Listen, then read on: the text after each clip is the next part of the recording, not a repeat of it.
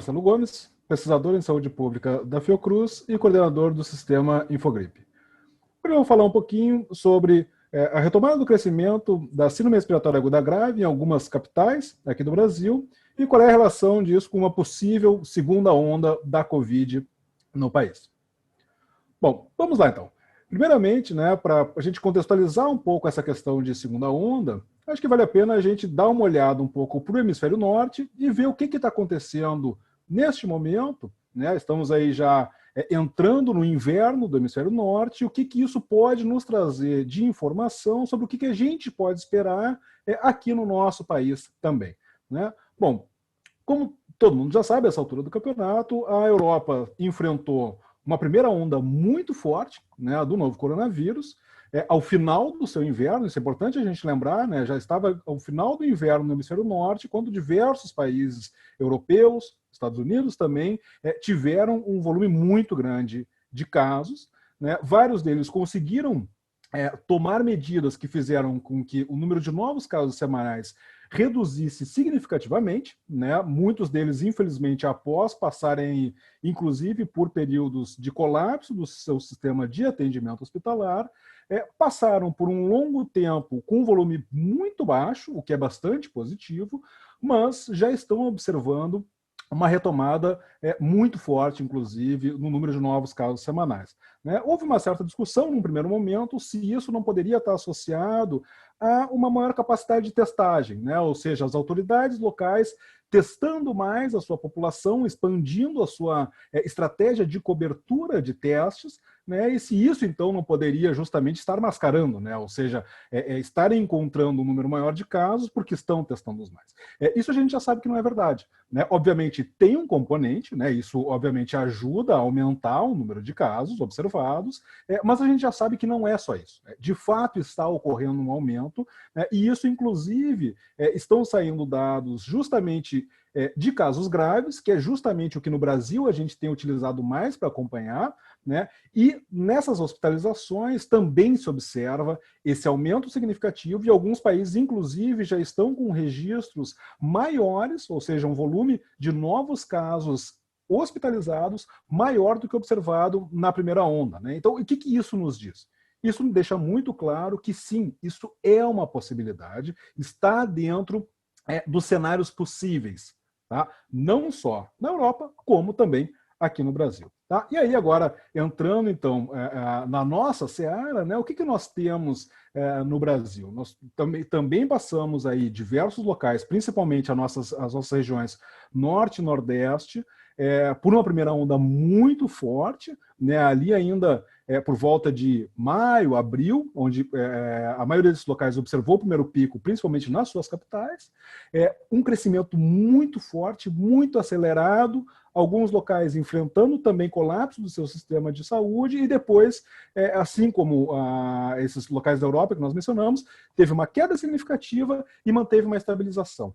Agora, o que a gente tem de diferente no nosso território? Primeiro, nós temos um território muito vasto. Então, assim como a gente tem o Norte e Nordeste, que tiveram esse pico muito forte, lá ainda em maio, abril, e depois caíram, primeiro, esses locais, a boa parte deles atingiram um nível de estabilização, ou seja, interromperam a queda e passaram a observar semana após semana um número mais ou menos similar de novos casos graves, ainda em valores que podem ser considerados altos.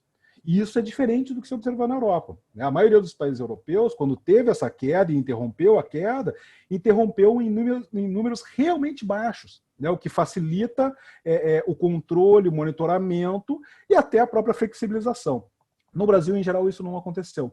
Então, nós tivemos estabilizações ainda em valores relativamente altos, de números semanais, aí por volta, alguns locais, por volta de 10 casos por 100 mil habitantes, o que é considerado um valor alto.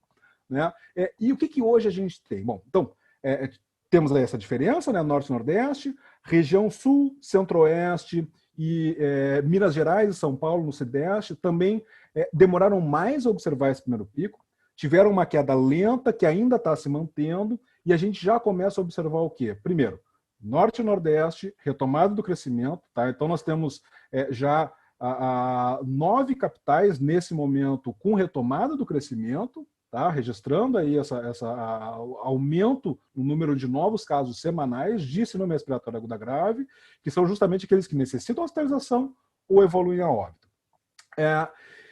Além dessas regiões, das capitais da região norte-nordeste, Rio de Janeiro também já passou por um período de retomada de crescimento, felizmente voltou a estabilizar, então não manteve aí o crescimento, né? São Paulo também já entrou em estabilização, Florianópolis, que é a única capital da região sul a registrar uma retomada forte, vem mantendo já há mais de um mês, semana após semana, aumentando o número de casos, já se aproximando, inclusive, dos valores observados no seu primeiro pico. Tá? Porto Alegre e Paraná, para fechar aí o contexto da região sul.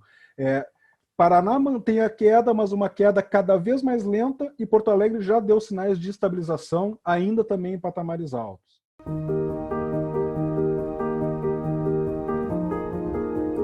O que isso nos diz?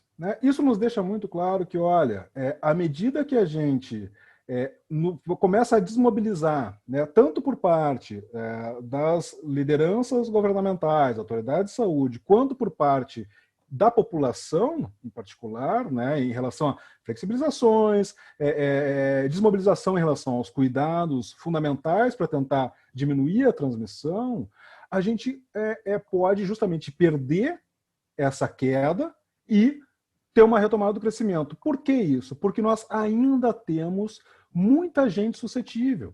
Né? Ou seja, a doença começou a cair, o número de novos registros, não porque a gente esgotou os suscetíveis, né? Aquela ideia de imunidade de grupo. Né? Isso, até hoje, não existe nenhum dado que nos dê confiança, dados claros, sólidos, que nos digam, olha, não, nós já atingimos sim imunidade de grupo. Não, nós não temos isso no país. Tá? O que nós temos é evidência justamente ao contrário, que a gente ainda tem muita gente suscetível. E aí o que acontece? A gente conseguiu reduzir o número de novos casos porque nós mudamos os nossos comportamentos. Né? Nós passamos, à medida do possível, trabalhar em casa, evitar aglomerações, manter o uso de máscara, higienização, evitar locais aglomerados, dar sempre preferência a locais abertos, arejados. Isso dificultou a transmissão. Isso alterou a capacidade do vírus se transmitir de um indivíduo para outro. À medida que a gente vai retomando as nossas atividades, retomando o padrão de comportamento similar ao período pré-epidemia, o que nós estamos fazendo? Nós estamos facilitando a transmissão do vírus. Então, se nós facilitamos a transmissão e nós ainda temos muitos indivíduos suscetíveis, naturalmente é uma questão de tempo para que o número de novos casos volte a crescer. E é justamente isso que está nos apontando os dados da Europa e os próprios dados do Brasil.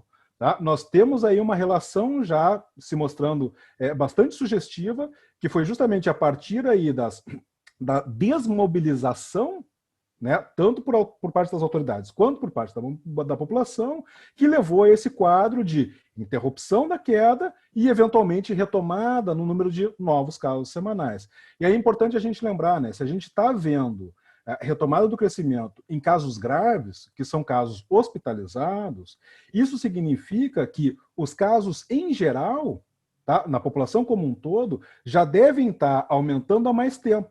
Por que isso? Porque os casos graves, é sempre bom lembrar, é a ponta do iceberg. A maioria dos casos, felizmente, não são graves, porém, a gente tem muito caso, e tendo muito caso, esse percentual, que é de cerca de 7% a 10%, acaba também sendo em volume muito elevado. Tá? Então, de novo, importante, ainda precisamos manter a população mobilizada, as autoridades com um monitoramento constante e atento, e sempre lembrando que, a qualquer momento, pode ser necessário nós darmos um passo atrás. A gente tem que lembrar que todas as decisões que nós tomamos são decisões não permanentes, ou seja, a flexibilização, quando se mostrou favorável, não deve ser interpretada como uma flexibilização que é irreversível. Tá? Isso é justamente os dados que devem nos guiar nessa decisão de, olha, devemos avançar, devemos suspender e, eventualmente, até voltar atrás em relação a essas flexibilizações E a população, sempre lembrando, flexibilizar não significa problema encerrado. Tá? Isso é muito importante. Nós, enquanto indivíduos, temos ações que podemos tomar, independente, inclusive, das autoridades. O uso da máscara é uma delas, dar preferência para encontros em locais abertos, arejados e sem aglomeração também está ao nosso alcance. Tá? E são pequenas ações, ações simples, que podemos fazer e que vão, sim, ajudar a diminuir o número de casos graves e o número de óbitos. Está em nossas mãos, cabe a nós decidir o que nós queremos para a nossa sociedade. Muito obrigado pela atenção de todos e todas. É sempre um prazer estar ajudando a trazer novas informações e ajudar na nossa caminhada no enfrentamento à Covid no Brasil. Muito obrigado. Tchau, tchau.